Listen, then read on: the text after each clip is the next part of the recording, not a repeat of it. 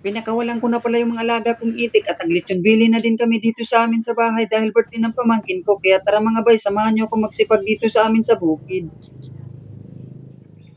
Magandang umaga mga bay. Maaga na naman ako pumunta dito sa aking munting bahay kubo dahil ngayong araw ay maglilitsyon ako ng litsyon bili. Pero bago ang lahat ay magkakape muna ako dito sa aking munting bahay kubo at magpapakain din ako sa mga alaga kong hayop dito. At nung pagkatapos kong magkape ay pinakawalan ko na din yung mga alaga kong itik dahil nga ay natapos ko na yung pag-ani yung natitirang palay. Ay siguradong ubos na naman yung kuhulan na kapaligid dito sa gilid ng pispan ko. At nung pagkatapos kong magpakawalan ng mga itik, ito na agad yung nadatnan ko dito sa amin. Medyo malapit lang pala yung bahay kubo ko dito sa amin sa bahay talaga dito sa highway. Kaya pagkarating ko ay binidyohan ko agad para makita nyo kung paano kami maglitsyon bili dito sa amin. Nilagyan lang pala namin to ng asin bitchin, magic sarap at saka itong dahon ng sibuyas. At syempre hindi talaga yan pwede makalimutan yung tanglad kasi ito yung nagpapadala talaga ng mabango at nilagyan lang din namin ng oregano. At nang matapos na namin mailagay yung mga dahon na nagpapabango sa aming litsyon bili ay ito naman yung sibuyas at bawang. Ito lang pala kasimple yung mga nilalagay namin ng sangkap dito sa litsyon bili namin. Kaya nung pagkatapos namin mailagay yung mga sangkap ay tinali na namin dito sa kawayan. Ang ginamit lang pala namin ng pantali ay nilubid na abaka. Nabili lang pala ng bayaw ko sa palengke sa halagang 100. Tagahawak lang pala ako dito dahil hindi ako marunong magtali. Pero mamaya pag maluto na to ay marunong akong kumain. Medyo nahirapan nga kami dito sa pagtali dito sa amin lechon bili dahil first time din namin magluto dito sa amin sa bahay. Sa una lang pala yung pinakamahirap dahil kailangan mong sikipan yung tali para hindi lumabas yung mga sangkap. At nung malapit na matapos namin sa pagtali ay tinagilid naman yung cellphone ko sa paghawak.